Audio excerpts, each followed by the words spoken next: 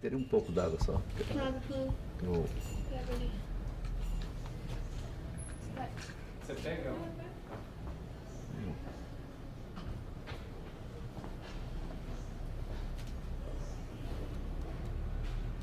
O microfone. Você pode testar, por favor, a fala? Sua fala. Ah, Tenta falar algumas coisas só para meu testar. nome é Roque de Barro Laraia, Ok. sou antropólogo.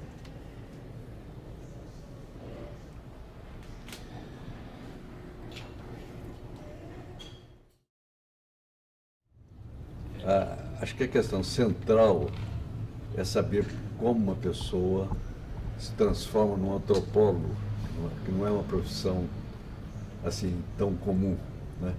De tal forma que toda vez que eu falo que eu sou antropólogo, as pessoas perguntam por que é antropólogo?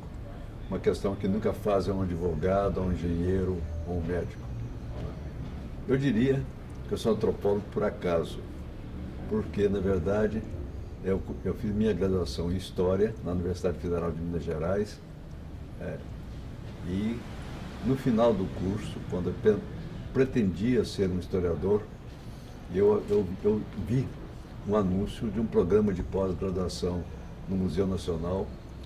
Era um curso de especialização em um ano, não dava grau nenhum, era apenas um curso de especialização de um ano, mas de tempo integral, que visava formar antropólogos sociais. E resolvi então fazer este curso. Esse curso consistiu em era apenas 6 alunos com bolsa integrais, apenas 6 alunos. Eu poderia citar o nome de dois deles, Roberto da Mata e Alcida Rita Ramos, que são meus colegas até hoje. E no final do curso, os 3 primeiros colocados foram contratados pelo Museu Nacional já como pesquisador, como antropólogo. O Museu Nacional, nesse momento, ele era um órgão autônomo, ligado diretamente ao Ministério da Educação e Cultura. Mas, no decorrer do curso, ele passou a ser um organismo da Universidade Federal do Rio de Janeiro. Que naquela época nem era a Universidade Federal do Rio de Janeiro, chamava-se Universidade do Brasil.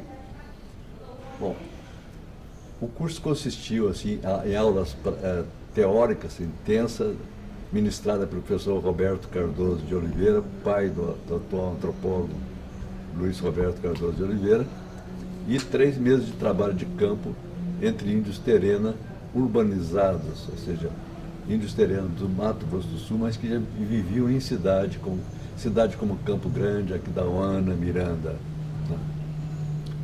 No final do curso, sendo contratado pelo museu, eu tive que escolher o grupo para estudar, qual seria a minha pesquisa. O meu primeiro objetivo era estudar os índios Funiô no Nordeste, que na verdade são os únicos grupos do Nordeste que conservaram a sua língua, porque os demais, ele sabe do passado, tudo, mas praticamente já não falam português, né? Não falam mais a língua nativa. Mas, enquanto me preparava para fazer essa pesquisa, surgiu um frade chamado Frei Gil Gomes, que me informou que no ano anterior, tinha contactado um grupo totalmente isolado, chamado Suruí, um grupo Tupi-Guarani, no sudeste do Pará, na região da cidade de Marabá. Então foi lá que eu comecei meu trabalho de campo. Naquela época era um trabalho muito difícil, porque o acesso à aldeia custava cerca de 3 dias de viagem, sendo meio dia de barco, depois do resto a cavalo dentro da mata. Era um acesso muito difícil. E hoje, né, se eu for a Marabá, eu pego um carro, numa estrada asfaltada, em 3 horas estou na aldeia.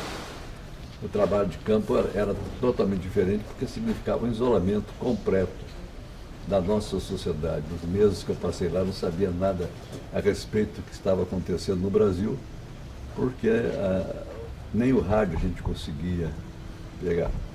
Foi em 1961, né?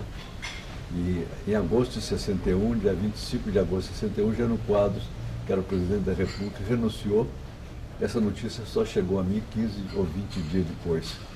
Um garimpeiro que passou pela região falou mais ou menos, ele não sabia exatamente o que aconteceu, mas foi a primeira notícia que eu tive. Bom, o meu objetivo nessa pesquisa era estudar os sistemas de parentesco e a cosmologia tupi-guarani. Né? E com isso eu comecei a perseguir um objetivo que não cheguei a uma solução no grupo, porque era um grupo muito pequeno. No ano anterior, quando o Frei Gil o contactou, eles eram 126 pessoas. No ano seguinte era apenas 40, porque na primeira semana de contato a gripe matou 2/3 da população. Né? As pessoas pensam que os índios brasileiros foram dizimados pelas armas dos europeus. Isso não é uma verdade. É verdade que eles mataram muitos índios, mas as armas deles eram de pouca eficiência. O que foi muito eficiente para eles foram as doenças que eles trouxeram. Então, as populações indígenas morriam em grande quantidade, sem saber exatamente por quê. Né? E de lá eu fui para um outro grupo muito parecido, que foi a Sunimi, no ano seguinte. Né? Muito parecido, de tal forma que eu achava que um era uma cisão do outro. Né? E mais tarde também fiz pesquisa com o Urubu Capó no Maranhão, seria o terceiro grupo tupi-guarani que eu estudava, né? Visando resolver as questões relativas ao sistema de parentesco tupi-guarani. Né? Para os leigos, né? Para os leigos, as pessoas que não são antropólogos, eles pensam que o sistema de parentesco é uma coisa universal, que as pessoas só fazem traduções dos termos. Isso desde um famoso trabalho de Lewis Morgan, um antropólogo americano do final do século XIX, sistema de parentesco e consanguinidade da família humana. A gente tomou conhecimento, a humanidade tomou conhecimento que não se trata de uma tradução.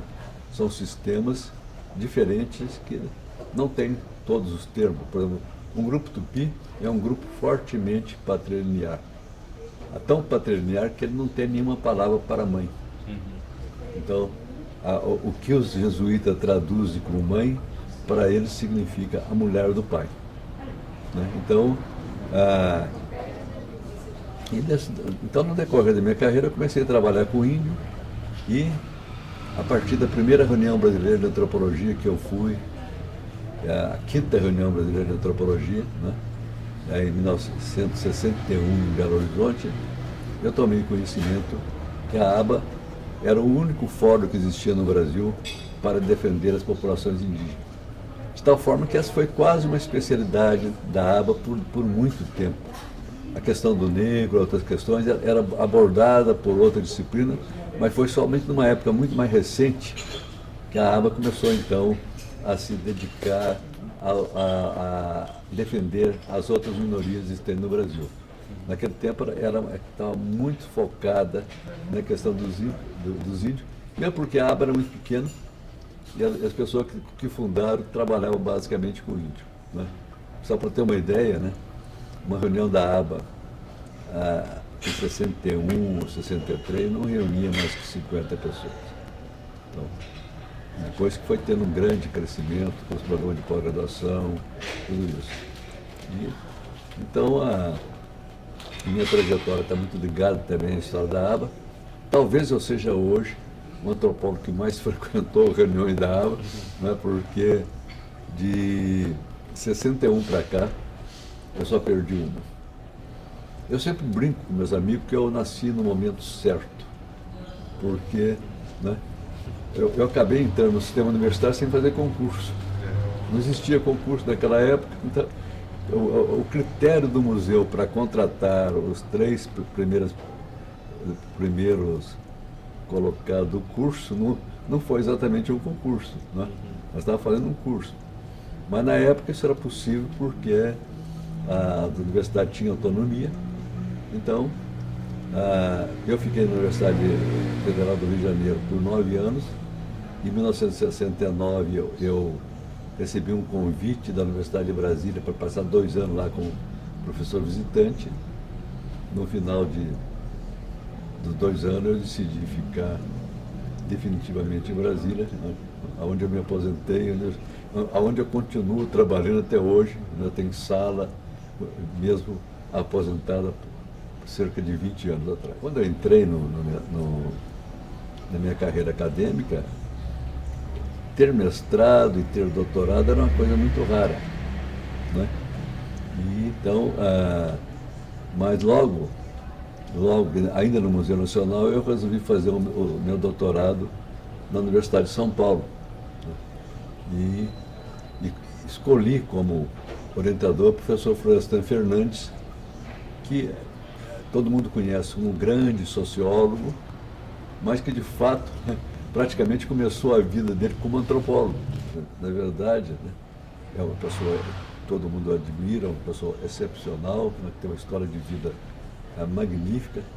Eu considero ele o maior exemplo assim, de ascensão social que eu conheço, porque o professor Fernando era tão pobre que nem tinha pai.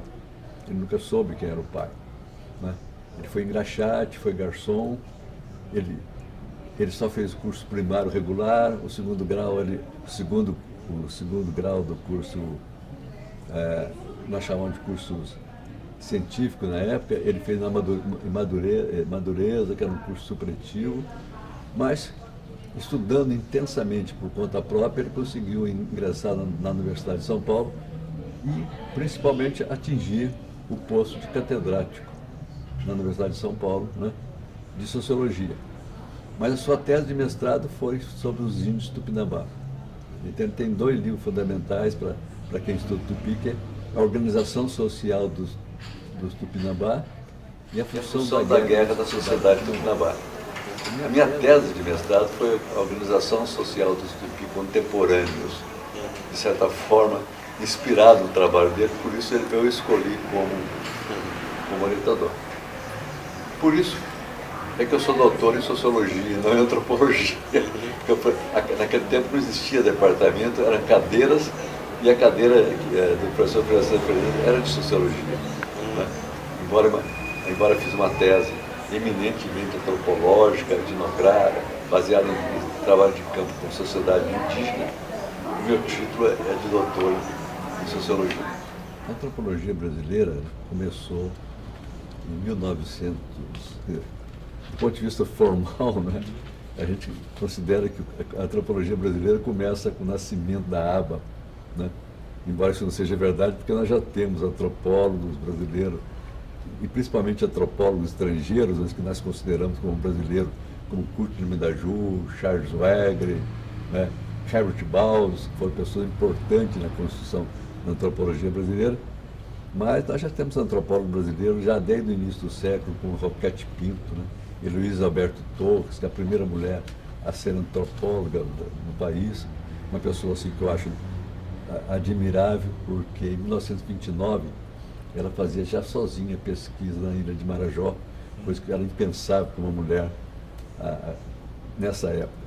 Bom, então a antropologia brasileira começa assim, oficialmente com a criação da Associação Brasileira de Antropologia em 1955, né, e no Nordeste, porque essa reunião que criou a Universidade, a ABA, ela se realizou em Salvador.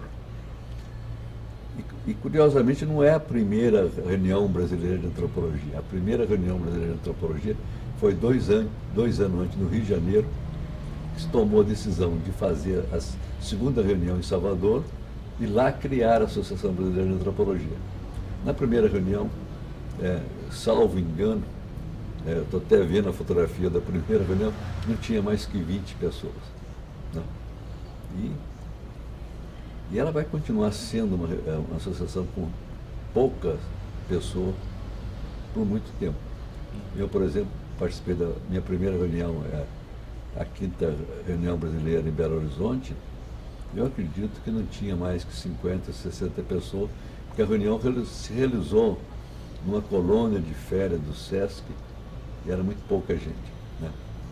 E, bom, a reunião seguinte foi em São Paulo, né, em 63, presidida por Baldos, também uma reunião pequena, e a próxima reunião seria em 65, em Brasília, né, sob a coordenação do professor Eduardo Galvão, e essa reunião nunca se realizou porque em 64 houve um golpe militar, a Universidade de Brasília foi pesadamente atingida, professor Eduardo Galvão regressou para Belém do Pará, onde ele trabalhava no Museu Nacional, e a aba ficou um período, grande período, sem fazer reuniões. A última reunião foi em 63, quando chegou em 66, houve uma reunião no Museu Gueldi, em Belém, mais uma reunião dentro de uma reunião maior, a Biota Amazônica. Quase, eu diria uma reunião quase clandestina. Né? E em 71, eu acho que é uma coisa assim até interessante, em 71, a Universidade de São Paulo realizou um grande encontro de estudo internacional de estudo brasileiro. As pessoas que vivem hoje não sabem que estudo brasileiro era uma disciplina obrigatória em todos os cursos, invenção da ditadura militar. Mas, no entanto, né, eles fizeram uma grande reunião trazendo gente assim, as pessoas que estudavam, os brasilianistas, as pessoas que todos estudavam o Brasil, e uma manobra hábil do professor Ego Chá e João Batista Borges conseguiu fazer a reunião da aba lá dentro. Passou praticamente despercebida, a reunião existiu, né? Mas como foi uma reunião assim clandestina, não houve uma eleição de um novo presidente. O presidente o professor Manuel Diegues, que é também uma pessoa do Nordeste, da Lagoa, né? Pai do famoso cineasta Cacá Diegues, né? O professor Manuel Diegues foi eleito presidente da aba em Belém. Ele vai continuar presidente da aba por 8 anos, né? E somente em 1974 é que vai ocorrer uma nova reunião brasileira de antropologia em Florianópolis. E aí foi a surpresa. Esperava-se 80 pessoas, chegaram 400. Isso foi consequência já dos primeiros programas de pós-graduação. Foi um negócio assim, muito formidável, porque ainda em plena ditadura militar, chegava ônibus de Belém cheio de estudantes, eram todos alunos de pós-graduação, né? E foi aí que a aba começou a crescer. A partir das pequenas reuniões, né? A cada reunião seguinte ela foi. E nunca mais houve interrupção. De 74 para cá, as reuniões ocorreram a cada 2 anos. Né? Mudou o ritmo porque antigamente era nos anos ímpares, 61, 63, 65. Com essa reunião em 74, nós estamos nos anos pares. Né? Então, e não é isso, quer dizer, o número de associados é grande, porque uma reunião da aba não é uma reunião exclusiva de associados. Qualquer estudante, qualquer pessoa pode se inscrever, né? Mas o que é importante é que os associados, o número de associados da aba cresceu, né? Hoje nós temos um número de mais de 2.000 associados, que torna a Associação Brasileira de Antropologia a terceira associação mundial em número de sócios. Nós só perdemos para os Estados Unidos e para o Japão. Então, a Associação Brasileira de Antropologia hoje é uma grande associação, extremamente respeitada no mundo, e foi numa reunião brasileira de antropologia, né, realizada em Recife, que por inspiração do professor Gustavo Lins Ribeiro, que está aqui presente nessa reunião, ele criou a Associação Mundial de Associações de Antropologia. Então, acho que... E, como foi anunciado, né, em 2018, né, se realizará em Florianópolis uma grande reunião mundial de antropologia. Né? Então, antropologia e etnologia são... Né? Então, o Brasil tem uma enorme produção de artigos, né? Nós estamos no mesmo nível que as outras antropologias, também facilitado por um mundo hoje que é globalizado, né? Porque hoje você não precisa... Você entra na internet, você consegue acessar os artigos que são publicados no mundo inteiro. Né? No passado, as coisas eram difíceis, muito mais difíceis, porque a comunicação era muito lenta. Né? Então, mas isso não tira o mérito, porque outros países têm as mesmas possibilidades e não desenvolveram uma antropologia tão importante como a brasileira. Né? É lógico que na América Latina nós temos o México, temos a Argentina, né? E a Colômbia se despontando como uma grande